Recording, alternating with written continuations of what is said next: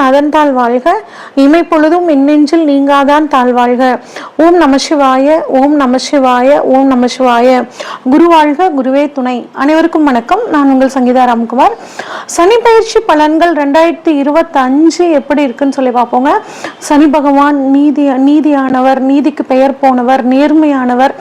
எல்லாத்துக்கும் பார்த்தீங்கன்னா நம்மளோட கர்ம வினை பயன்களை கொடுக்கக்கூடியவர் சனி பகவானுங்க. இவர் 2.5 வருஷத்துக்கு ஒரு தடவை தன்னோட ஒரு ராசியிலிருந்து இன்னொரு ராசிக்கு பயிற்சி ஆகக்கூடியவருங்க. இவர் மெதுவாக பயிற்சி ஆகக்கூடிய கிரகம். 2.5 வருடத்திற்கு ஒரு முறை பயிற்சி ஆகக்கூடிய ஒரு கிரகம் அப்படின்னு சொன்னேன். இப்போ தற்பொழுது பார்த்தீங்கன்னா சனி பயிற்சி 29/3/2025 சனிக்கிழமையில பயிற்சி ஆகிறாருங்க. எங்கிருந்து எங்க பயிற்சி ஆகிறாருன்னா, இது வரைக்கும் பூரட்டாதி நட்சத்திரம் 3ஆம் பாதம், அதாவது கும்ப ராசியிலிருந்து பூரட்டாதி நட்சத்திரம் 4ஆம் பாதம் மீன ராசிக்கு பயிற்சி ஆகிறாருங்க. பயிற்சி ஆகி 3/6/2027 வரைக்கும் மீன ராசியில இருக்காரு. மீனராசி இது வரைக்கும் காலபுருஷனுக்கு 11ஆம் இடமான கும்பத்திலிருந்து காலபுருஷனுக்கு 12ஆம் இடமான மீனத்துக்கு பயிற்சி ஆகிறாருங்க. இவர் பார்த்தீங்கன்னா இந்த 2.5 வருஷ காலத்துல 2 முறை வக்ரம் ஆகிறாரு. அதாவது ஜூலை மாசம் 2025 இருந்து நவம்பர் மாசம் 2025 வரைக்கும் ஒரு முறை வக்ரமாகி வக்ர நிவர்த்தி ஆகிறார். அடுத்து ஜூலை மாசம் 2026 இருந்து டிசம்பர் மாசம் 2026 வரைக்கும் வக்ரமாகி வக்ர நிவர்த்தி ஆகிறார். இதுதான் இந்த 2.5 வருட காலங்கள் சனி பகவானோட நிலைமைங்க. இந்த 2025 சனி பகவானோட பயிற்சி மட்டும் கிடையாதுங்க. குரு பயிற்சி இருக்கு, ராகு கேது பயிற்சி, 3 முக்கிய பயிற்சிகள் இந்த வருடம் இருக்கு. இந்த 3லயும் மிக முக்கியமானது அப்படிங்கும்போது சனி பயிற்சிங்க. ஏன் அப்படின்னா சனி பயிற்சி தான் நமக்குள்ள ஒரு அதிகமான தாக்கத்தை ஏற்படுத்தும். இப்ப ஒவ்வொரு ராசிக்கும் சனி பயிற்சி பலன்கள் எப்படி இருக்குன்னு சொல்லி வரிசையா பார்ப்போம். மீனராசிக்காரங்களுக்கான சனி பயிற்சி பலன்கள் எப்படி இருக்குன்னு சொல்லி பார்ப்போங்க. மீனராசிக்காரங்களுக்கான அதிபதி எப்படின்னா யார் அப்படின்னா குரு பகவானுங்க. மீனராசிக்காரங்க எப்பவுமே பார்த்தீங்கன்னா கொஞ்சம் ஒரு பொறுமையான குணம் இவங்களுக்கு இருக்குங்க. இந்த மீனராசியில் குரு பகவான் தனக்கு எதிரியான சுக்கிரன் உச்சம் பெற வீடு கொடுத்து வருங்க. அப்போ எதிரிக்கே தான் இடத்துல நீ ஜாலியாக என்ஜாய் பண்ண அப்படின்னு இடம் கொடுத்தவர் பார்த்தீங்கன்னா குரு பகவான். அப்போ இவ்வளோ சிறப்பான இந்த குருவை தனது ராசிநாதனாக கொண்ட மீனராசிக்காரங்களும் அப்படிதாங்க. நமக்கு நல்லவங்க, நமக்கு இவங்க நல்லது பண்ணுறவங்க, இவங்க நம்ம கெடுதல் பண்ணுறவங்கன்னு பாகுபாடு பார்க்க மாட்டாங்க. யார் உதவி கேட்டாலும் செய்யக்கூடிய தன்மை இவங்களுக்கு இருக்குங்க. இவங்க மனிதாபிமானம் மிக்கவர்கள். எதிரியாக இருந்தாலும் மன்னிக்கக்கூடிய ஒரு குணம் இவங்களுக்கு இருக்குங்க.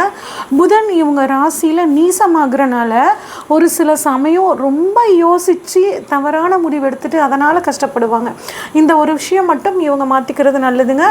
எப்பயும் போல் இந்த ஜென்ம சனி நமக்கு வந்துருச்சு. இவ்வளோ நாள் 12ஆம் இடத்துலேருந்து குடும்பத்துக்காக எக்கச்சக்கமாக செலவு பண்ணோம், வேலைக்காக உடல் ஆரோக்கியத்தில் நிறைய சின்ன சின்ன பிரச்சனைகள் வந்துச்சு, அதுக்காக செலவு பண்ணணும், நிறைய பயணங்கள் பண்ணணும், அதனால் நிறைய செலவுகள் வந்துச்சு, நிறைய சுபவிரவுகள் பண்ணோங்க, நிறைய சுபவிரை செலவு பண்ணோங்க அப்படின்னு நினச்சிட்டு இருந்தீங்கன்னா இப்போ ஜென்ம சனி வந்துருச்சு, நம்மளோட ராசியிலேயே சனி பகவானை உட்காந்துட்டாரு, அச்சோ 2.5 வருஷம் நம்மளை என்ன பாடப்படுத்த போகிறாரோ அப்படின்னு கவலையே வேணாங்க. ஏன்னா உங்களோட சொந்த வீட்டுக்கு சனி பகவான் வராருங்க.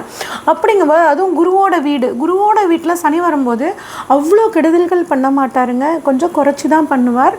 நம்ம சனி பகவானுக்கு எப்போ பயப்படணும் அப்படின்னா, நம்ம நீதியாகவும் நேர்மையான வழியிலையும் நடக்காமல் இருந்தால் மட்டும்தான் பயப்படணும். ஆனால் இந்த மீனராசிக்காரங்க குருவோட வீடாக இருக்கிறனால அவங்க மேக்சிமம் தவறு பண்ண மாட்டாங்க. ஏன்னா ஏற்கனவே இங்கே சனியோட நட்சத்திரமான உத்திரட்டாதி நட்சத்திரம் இருக்குது. அதனால் மீனராசிக்காரங்களை பொதுவாக தப்பு பண்ண சனி பகவான் விடமாட்டாருங்க, இழுத்து பிடிச்சிருவார். அதனால் 7.5 சனி காலம், குறிப்பாக ஜென்ம சனி காலம், நம்ம போன ஜென்மத்து வரைக்கும் பண்ணின கர்மாக்கான ஒரு தண்டனையை தான் கொடுப்பாரு. ஆனால் இங்கே இவர் தவறு பண்ண ஏற்கனவே விட்டுருக்க மாட்டார். அதனால நீங்கள் பெருசாக பயப்பட தேவையில்லை. உங்களுக்கு எல்லாம் நல்ல விஷயங்கள்லாம் நல்லாவே நடக்குங்க. இது வரைக்கும் உங்களை விட்டு பிரிஞ்சு போனவங்க உங்களோட சேருவாங்க. ரொம்ப உங்களுக்கு டயர்டாக இருந்திருக்கும், எந்த ஒரு வேலையும் அப்பப்போ செஞ்சு முடிக்க முடியாமல் இருந்திருக்கும். இதெல்லாம் கொஞ்சம் நீங்கள் மாற்றிக்கணுங்க. கரெக்டாக டைமுக்கு சாப்பிடணும், நல்லா கரெக்டாக தூங்கி எந்திரிக்கணும், கொஞ்சம் நல்லா எக்ஸசைஸ் பண்ணிக்கணும், அன்னன்னைக்கு வேலையை அன்னன்னைக்கு செய்யணும். இதெல்லாம் செய்யறதுல ஒரு இடைஞ்சல் வரதா செய்யுங்க. படுத்தா தூக்கம் வராது தான், இருந்தாலும் தூக்கம் வர்ற மாதிரி ஒரு நல்ல சாப்பிட்டுட்டு ஒரு 1/4 மணி நேரம் 20 நிமிஷம் வாக்கிங் போயிட்டு வந்து படுத்திங்கன்னா நல்ல ஒரு டயர்டில் தூக்கம் வந்துடும். அப்புறம் நல்லா தூங்கிட்டிங்கன்னா காலையில் நேரமாக எழுந்திரிக்கலாம், ஒரு எக்ஸசைஸ் பண்ணலாம், அன்னைக்கான வேலைகளை சூப்பராக செஞ்சிடலாம், நாளைக்குன்னு ஒத்தி போடாமல் பண்ணலாம். இந்த ஒரு விஷயத்தை மட்டும் இந்த மீனராசிக்காரங்க மைண்டில் வச்சுக்கிட்டு செயல்படும் போது இந்த 2.5 வருஷ காலத்தை நம்ம ஈஸியாக கடந்துடலாங்க. மீனராசிலேயே சந்திரன், மீனராசியில் அங்கே தான் சந்திரன் இருக்கிற இடம், ப்ளஸ் சனி வரனால புணர்ப்பு தோஷமும் இங்கே வேலை செய்யுங்க.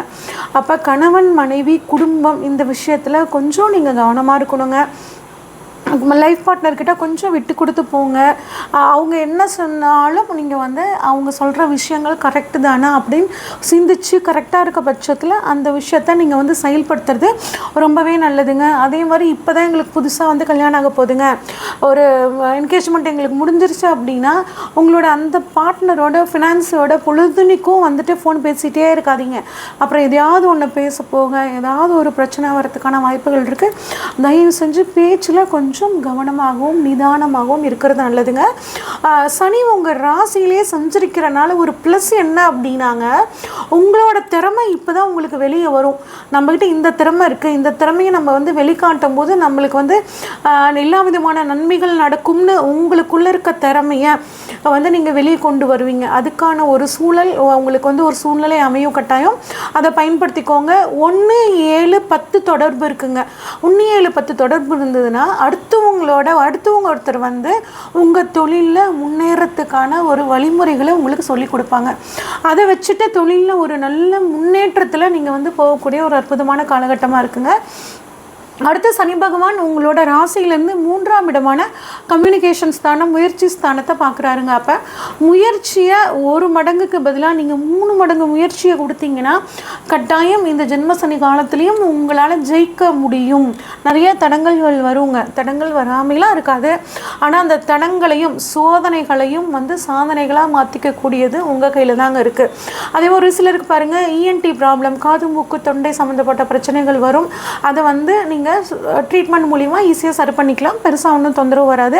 நிறைய குறுகிய பயணங்கள் போவீங்க, உத்தியோக ரீதியாக பிஸ்னஸ் ரீதியாக நிறைய குறுகிய பயணங்கள் போவீங்க. அலைச்சல்களாக இருந்தாலும் அந்த பயணங்கள் உங்களுக்கு நன்மை தாங்க கொடுக்கும். எழுத்துத்துறையில், இசைத்துறையில், நாடகத்துறையில், கலைத்துறையில் இருக்கிறவங்களுக்கு, மீடியாவில் இருக்கிறவங்களுக்கெல்லாம் ஒரு நல்ல வாய்ப்புகள் கிடைக்கும், பயன்படுத்திக்கோங்க. நிறைய ஆனால் ஒரு தடவைக்கு ஒரே வேலையை திரும்ப திரும்ப செய்கிற மாதிரி ஒரு சூழ்நிலை வந்தாலும் அது உங்களுக்கு வெற்றியாக தான் வந்து மாற்றி கொடுக்குங்க. ஏன்னா முயற்சி ஸ்தானத்தை சனி பார்க்குறார்.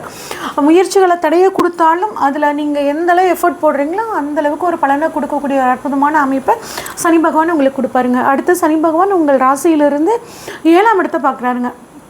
7ஆம் இடம் அப்படிங்கிறது வாழ்க்கை துணைக்கான ஸ்தானம், சமுதாய ஸ்தானம்னு சொல்லுவோம். சமுதாயத்தில் பேர் புகழ் அங்கீகாரம் எல்லாம் நல்லபடியாக நடக்குங்க. ஆனால் வாழ்க்கை துணைக்கிட்டையும் பிஸ்னஸ் பார்ட்னர்கிட்டையும் கொஞ்சம் விட்டு கொடுத்து போகிறது நல்லது. அவங்களோட ஹெல்த்தில் கொஞ்சம் கவனமாக இருக்கிறது ரொம்ப நல்லதுங்க. சமுதாயத்தில் வந்து பேர் புகழ் கிடைக்குங்க, ஆனால் அந்த பேரையும் புகழையும் கெடுக்கிறதுக்கு சில பேர் காத்துட்ருப்பாங்க.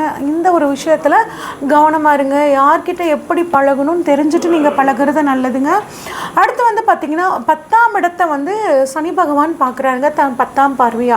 அதே சமயம் குருவும் உங்களுக்கு வந்து 10ஆம் இடமான தொழில் ஸ்தானத்தை பார்க்குறாரு. அப்போ சனியும் குருவும் சேர்ந்து தொழில் ஸ்தானத்தை பார்க்குறனால தொழிலில் கட்டாயம் ஒரு நல்ல முன்னேற்றம் இருக்குங்க, அதில் எந்த மாற்றமும் இல்லை. ஒரு சிலர் வந்து பார்த்திங்கன்னா 2வது தொழில் பண்ணக்கூடிய ஒரு அமைப்புங்க. ஏற்கனவே பண்ணிகிட்ருக்க தொழிலை வந்து விரிவாக்கம் பண்ணலாம் அப்படின்னா உங்களோட சுய ஜாதகத்தையும் ஒரு தடவை வந்து பரிசீலனை பண்ணி பார்த்துக்கிறது ரொம்பவே நல்லதுங்க. அது மட்டும் இல்லாமல் ஒரு சிலருக்கு கால் வலி, முழங்கால் சம்மந்தப்பட்டு வலி வர்றதுக்கான வாய்ப்புகள் இருக்குது. கொஞ்சம் கவனமாக பார்த்துக்கோங்க. முக்கியமாக உடல் ஆரோக்கியத்தில் இந்த மீனராசிக்காரங்க கவனமாக இருக்கிறது ரொம்பவே சிறப்பு.